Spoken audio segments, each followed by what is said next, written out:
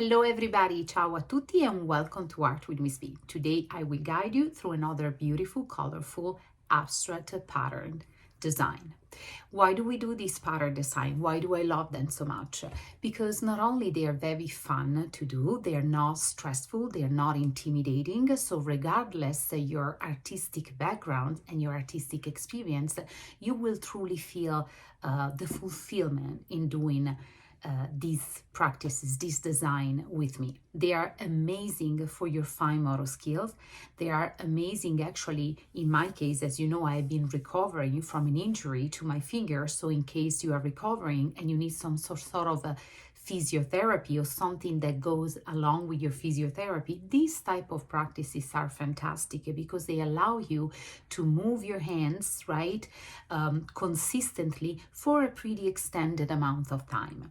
Also, they allow you to connect with colors and reflect and think about the color palette that you would like to use, or you can follow my color palette and understand how colors combined, connect together, contrast, how can they attract or push us away, for example. They are fantastic also to become better and better and more fluent in tracing beautiful lines and beautiful shapes, and this comes with practice. So I feel that they are beautiful, they are opportunities to practice by yourself, with your kids, with your grandkids, in a formal or less formal environment, and to start to build your own confidence, your own personal connection with art and the art elements. So they are also amazing for mental focus, coordinations, brain, hand, and to bring some relaxation in our life, right? When you come with me, you can in this virtual class that we created together, you sit down, you prep your material, you follow along instructions, you listen to my voice, you follow my hand. That is a beautiful moment that you get to basically focus only on what are you doing in this very present moment without thinking of the millions of other thoughts that usually run through our minds, busy minds, right? So those are fantastic practices that I truly encourage all of you to find a little space bi-weekly or once per week to incorporate them in your life. For this practice, you need your art journal or a mixed media white paper, a pencil for drawing, a regular black tip Sharpie, a fine tip black Sharpie. If you have another brand, if you're just regular black markers, go for it. I use alcohol markers. My brand is Shuttle Art. You can buy them on Amazon. If you have other brand, just use what you have. If you do not have alcohol markers, use any markers and be creative by combining the colors and sometimes maybe overlapping, okay? Please let me know in the comment if you have any questions, if you would like to see some other practices, if you have whatever you want to share about your experience of practicing art with me, without me. I love to hear your comment, and I'm gonna take the chance and the opportunity to thank all of you. First, the members and the subscribers. Thank you so much for building this community with me. I couldn't be happier and I couldn't be more proud of what we are creating. A beautiful, welcoming, safe, positive space, and we truly need this type of space. Now I'm gonna switch the camera so we can start. And as I say, remember to subscribe, let me know in the comment, and just become a part of Art with Ms.B beautiful community. Ciao. Okay, friends, this is my journal. I like to do my framing. You can do this, so you can use the whole page for your design, whatever you feel that is better for you. You can do the frame with a ruler or without. I like when things are still neat and well done, but they are handmade, like with free hands, not super perfect. With the same black markers, we are going to do just a very soft, wavy line that goes from top to bottom. We're gonna do one more over here and one last over here. And then we are going to do the same horizontally.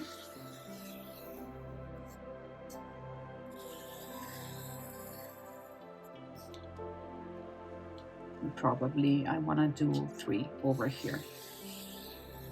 Some spaces are smaller, some spaces are bigger. We want a grid that looks organic. Once we say not perfectly geometrical.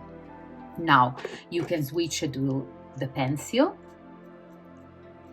and let's do some design inside. First, very, very simple. We are going to kind of create a shape that resemble the shape of the two lines, you know, the lines that we crossed, and we alternate. So we do one over here,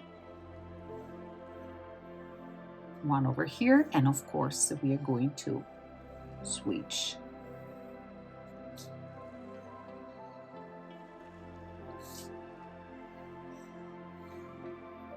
Make sure that you follow kind of the direction and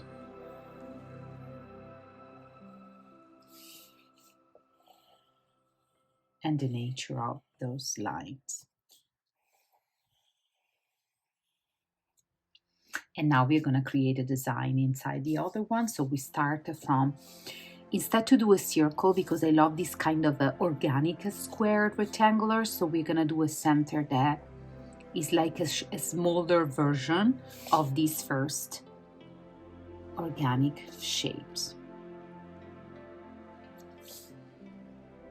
Try your best to place it in the center, but as we say, we want the look of this pattern to be really natural and really spontaneous. And now we are going to turn those into flowers, I would say, of some sort. We're going to kind of try our best to fulfill the whole space and leave the little possible background space. So even our leaves, our petals, will look like a little squared.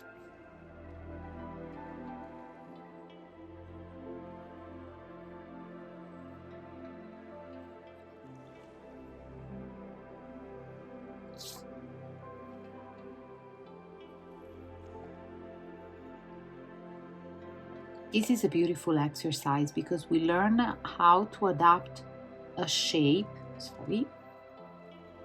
to a specific space that we have available, right? So we would distort, we would alter the traditional shape that a leaf or a petal might have to adapt it to the space that we need to fulfill. Kind of it creates a sort of a stretch in our creativity. Because maybe if we didn't have this space to feel, we would do the shapes differently. But because we need to adapt to the space that we have available, we are distorting the shapes that we are creating.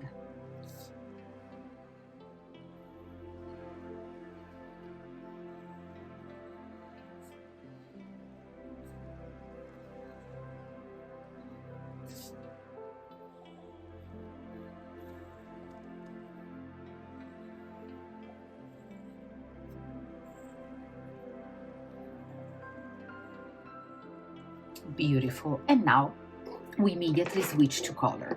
I'm going to use a contrasting palette. We know that on the color wheel, the blue and the orange are complementary, but because I'm not using pure blue, but I'm using instead actually a cyan green, which is a sort of like a green with blue undertone, and then azure, instead to using orange, I will use ochre and yellow ochre, okay?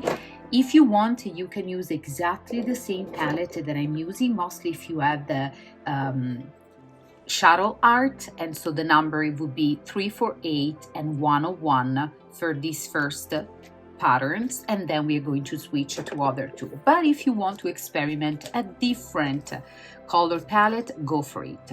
So we're gonna start by coloring the center.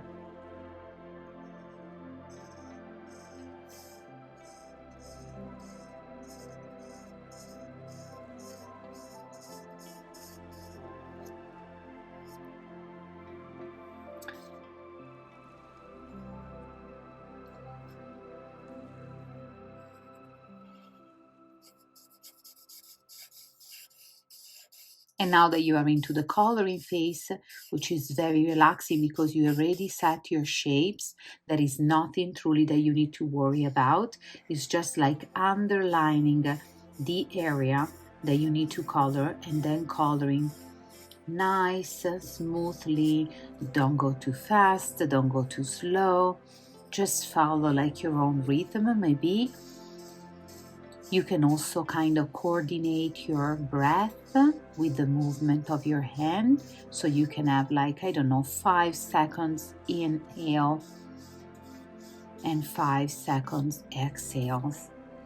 So you start to connect your body to this practice. So now your brain is involved in, sending signals to your hands. Your hands are involved executing, right, the functions and the signals that the brain is sending them. You're truly focused on the beauty of the color, changing the paper, right, changing the surface permanently.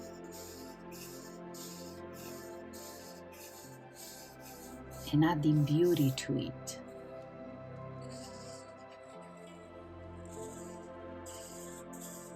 And at the same time, you are relaxed, you are at ease, you feel comfortable with me. This is a place where mistakes are allowed, where little imperfections are allowed, because we know that they all happened and they happen to all of us, regardless of the experience, the year of experience. And we make experiments and we experiment and have fun with the color palette. Sometimes these experiments might go very well and they might surprise us in a good way because we loved what we see and we discover maybe and new things that we didn't know before.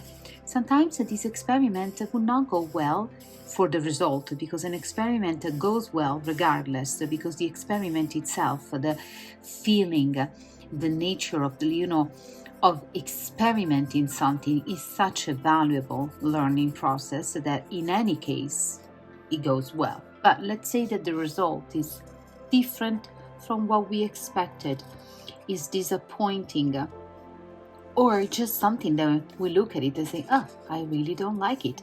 It is, it is okay. It is perfectly fine. And we appreciate the beauty of the process and the experience, right? And we collect that data. And then the next time that we want to do something similar or the same, we know what to change. What are the variables that we can change?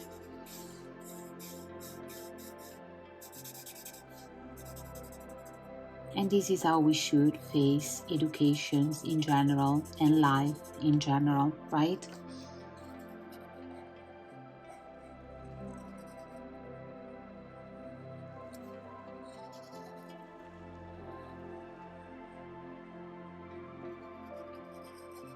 For example, I am loving this contrast between something super warm, rich and goldish, and something instead soothing and calming and a little colder. But maybe you're using the same color that I'm using and you think that you don't like that much. And it is okay. You can ask yourself, what do I don't like? What, don't I like of this color palette? Why I don't feel personally attracted to the combination of these two colors? What other color combinations could I try? Or I would like maybe more. And this is where we develop what we call critical thinking. That is something that is so natural to human, but unfortunately in a modern day society, we see always like more and more often that the society and people lack of critical thinking because we go too fast.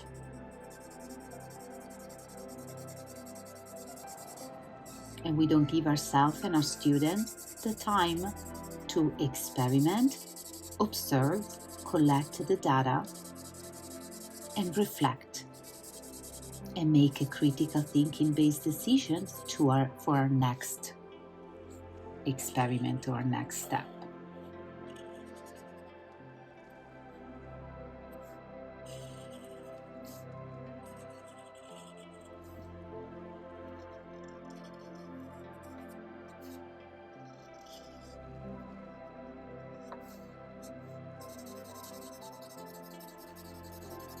Also during this practice, when sometimes we have to color or outline or trace lines for an extended amount of time, and you might feel a little discomfort or frustrations, right? When you feel that, ask yourself what I am feeling. What am I feeling right now? Why do I feel this way? And sometimes if you feel that you need to take a break, you will do so. Sometimes instead you feel that you want to push yourself a little bit because you need to work on endurance. You need to work on commitment. You need to work on not giving up. You need to work on finishing what you started. Mostly if you struggle with some sort of a ADHD, you might have the tendency to jump into different activity, but then you leave those activity uncompleted, undone, right? And that actually is not good for us and for your psychological and emotional well-being. So maybe that is your case, you're gonna use this activity to push yourself through a gentle art practice and something like a pleasant, right? You push yourself toward learning commitment, endurance, and complexions in when you finish what you start.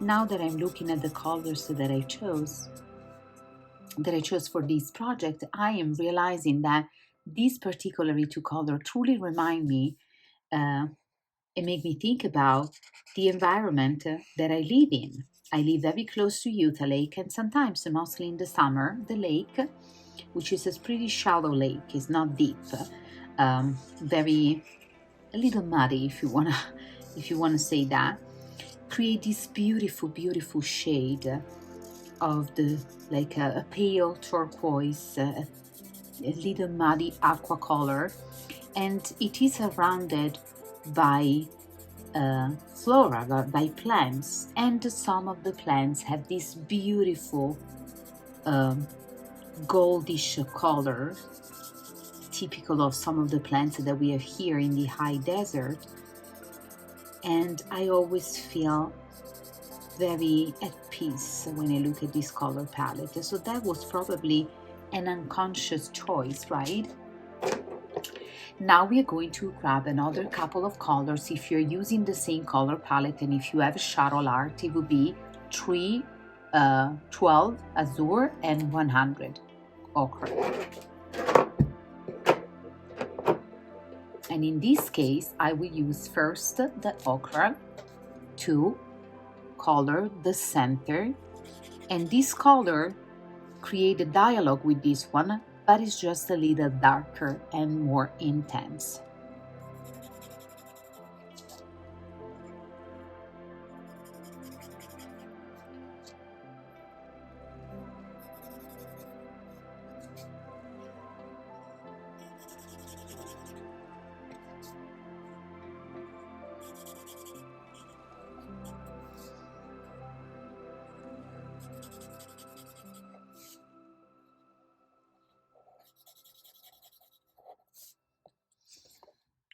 I'm gonna keep this aside because I will make a final decision for these spaces in the background, and we can either have them with black, or maybe I will do back, like I will use the ochre.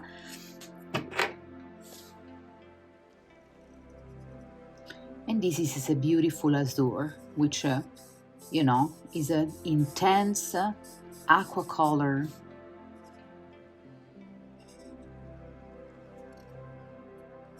That creates a connection, right? It's a little brighter and warmer compared to the first color that we use. So it creates a beautiful dialogue and conversation between the colors in our design.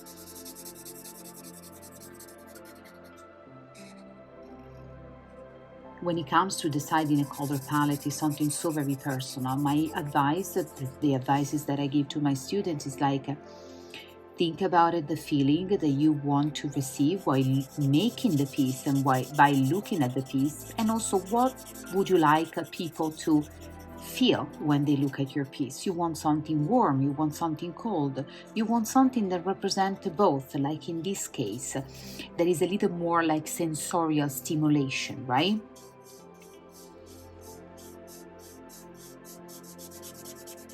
And then, of course, once you decide that, you will pick your colors. You can use the same color family, just using different tint and tones of the same colors, and even shades if you want something kind of moody and on the darker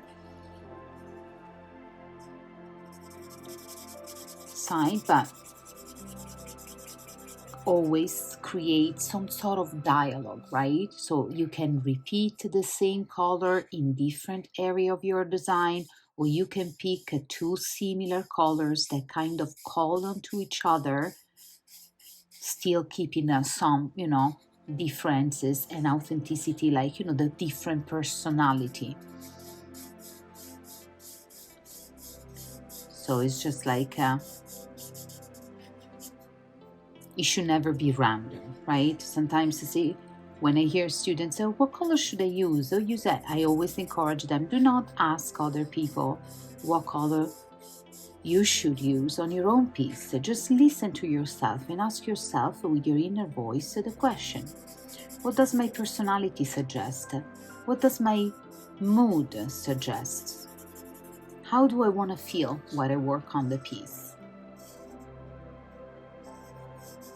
And of course, after we study, and I did a couple of practice on the color wheel in the past, so make sure that you check those out and you review, or you can just rewatch the videos without doing again the flowers. So we are going to learn a little more about the primary, the secondary, the tertiary colors, warm and cold, complementary colors, split complementaries. What are those colors? Why do we refer to them when we make a choice?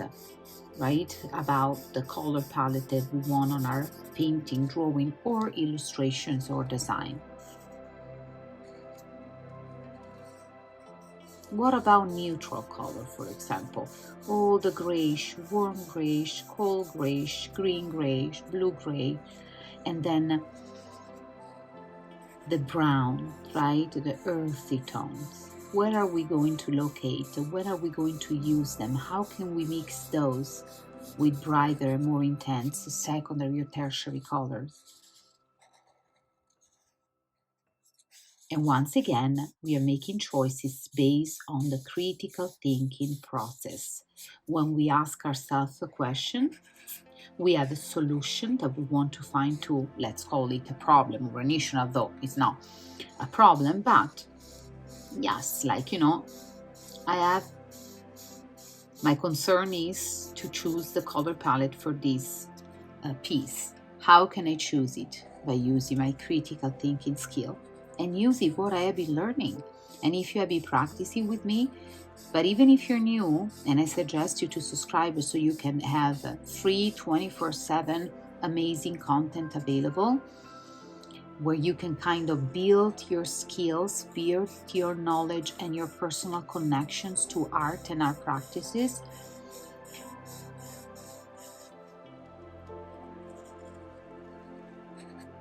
As I was saying, like you, through these practices is when you learn and you build confidence and you build intimacy with the media, with the practice, with art in general, with your own self, right? With your own skills and capacity, regardless where they are.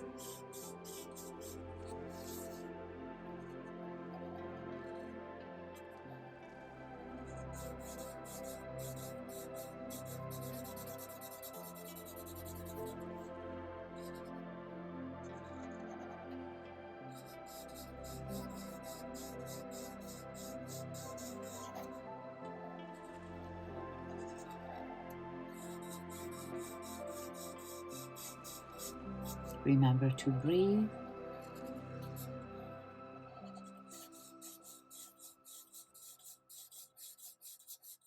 Stay present. If your mind starts to go somewhere else, such as plans for later, for tomorrow, or something that happened yesterday, smile to those thoughts. Let them go, do not engage.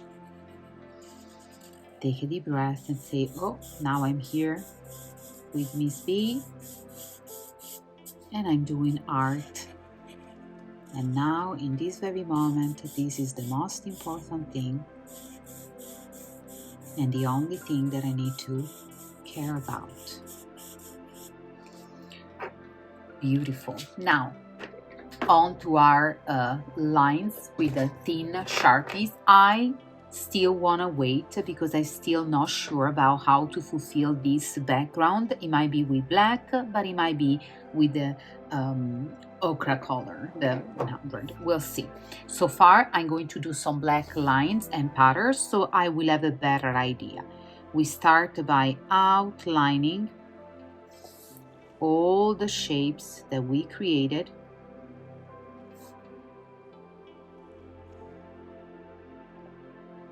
The outlining is so very important because we are going to basically repeat one more time the lines that we created at the beginning, giving ourselves an opportunity for another practice. So it is a practice inside a practice.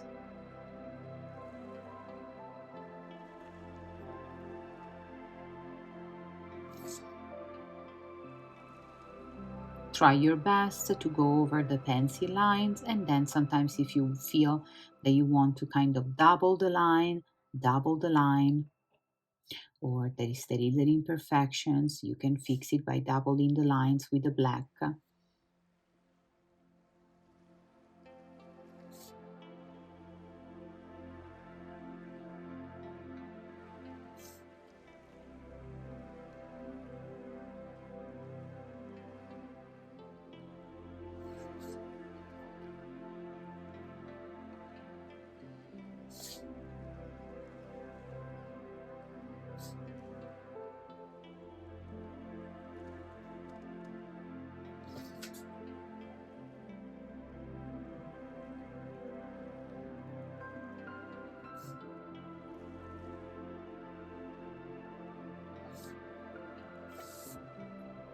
And if you are a very young student, a very young artist, or a very beginner, I do understand that these steps might feel a little frustrating because I say, oh my, now I'm not done, I still have to go. But this is exactly where you memorize your body, your brain, your mind, your soul, memorize the steps that you have been using to create this pattern, and this is when the learning settles in. And for example, in school with my students, they are now doing so much better because I have been teaching them for the past 5 years in the same school, so there has been some consistency. But some of them sometimes might still want to do quickly. Okay, I'm gonna quick outline, but by doing it quickly, of course, their lines will not follow the design properly, and so they will alter the nature of the design, and usually they will kind of damage the design because the design itself is impacted by the fact that they were rushing into a step without paying attention, right? Without putting the final extra effort that instead is truly necessary for everything that is valuable in our life. So everything that is important takes time, effort, care. Even when we feel frustrated, even when we feel a little tired, and maybe we can take a mental break. There is nothing wrong with that. So in case you want to take a break from this video, pause it and you can finish it later or on another day. Or you can, if you feel like, you can push yourself to keep going, resisting the instinct of let it go and give up. You're going to resist and keep going.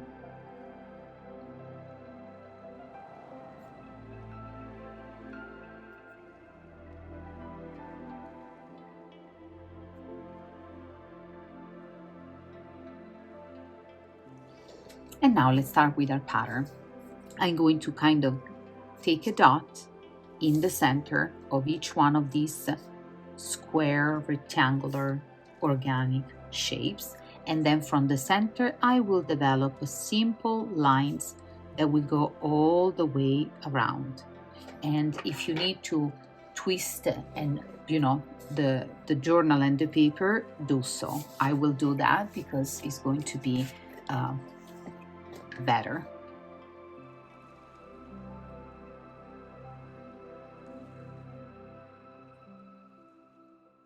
These lines do not have to be absolutely perfect geometrically, but try to make them as close as possible to one another so you create a better movement. More dynamism.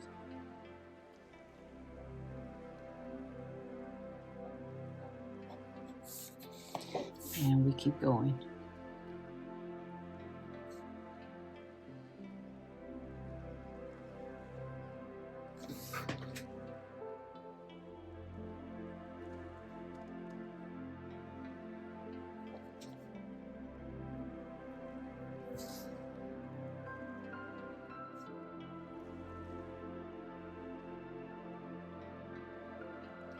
Because of course we overlap, we point every lines toward that center. The overlapping will happen mostly in the center and will give us this beautiful, beautiful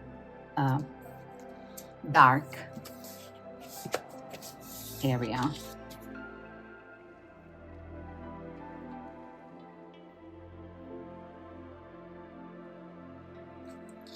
Find your rhythm. If you need to go slow, go slow.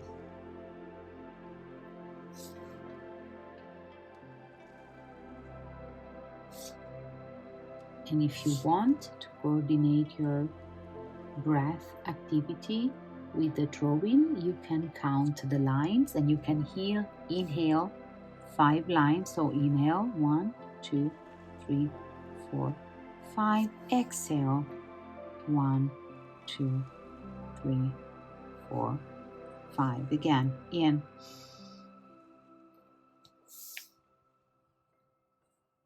out, in, out.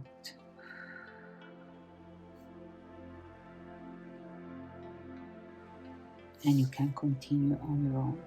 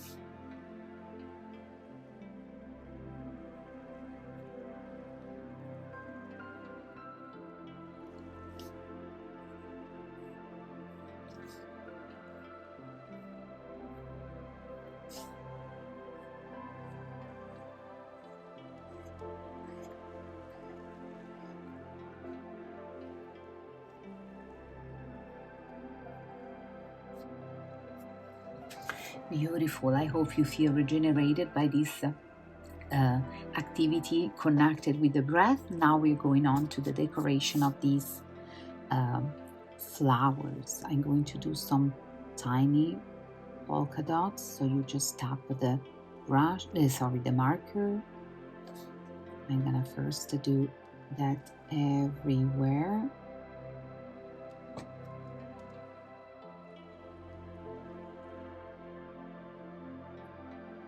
Dotted pattern truly help our coordination skill because they can truly trick your eyes and brain.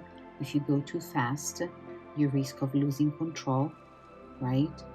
And they also test our patience. At least this is what they do to me. So they are perfect practice to help some of our emotional quality.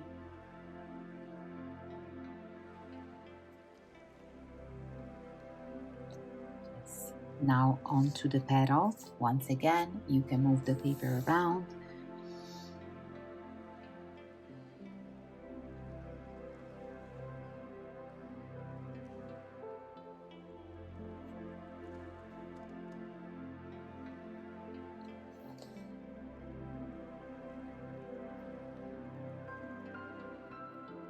You don't have to make that many, so we keep a little more distance between these lines compared to what we did here, but try to follow the shape of the petals.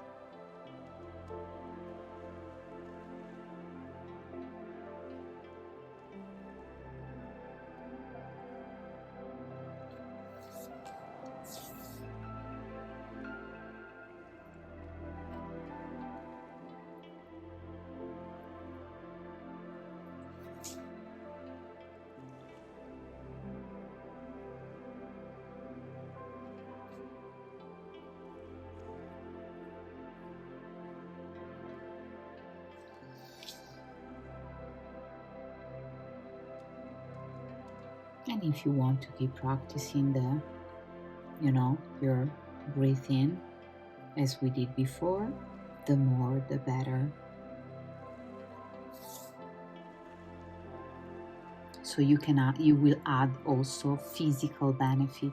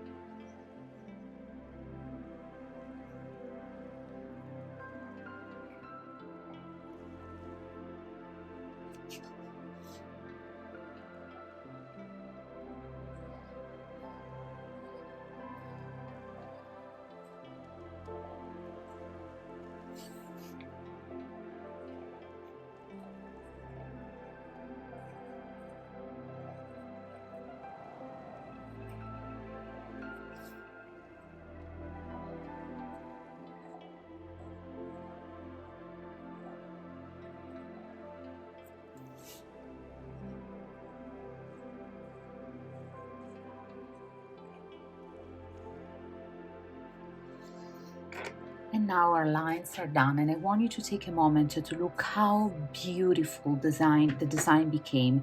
All this beautiful movement with just the simple lines, and how much relaxed you feel now compared to the beginning of the practice. Now it is a decision moment if we want to use this ochre color to fulfill this, leaving this design extremely rich and warm, or we want to fulfill the space with the black to create a little deeper contrast. And I would say I'm going to use the black, and I might alternate it with the ochre. We'll see. Let's see our first flower. This is what I do. I try in one first. Want to say that it's truly beautiful, the very dark contrasting this azure color. It makes the flower pops.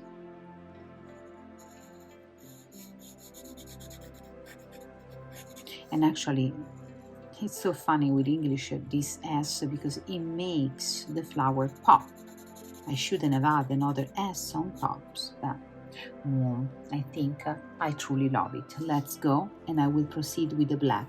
If you feel different though, and you want to go back to the ochre or to another shade, maybe of brown, gold, or turquoise blue, green, go for it.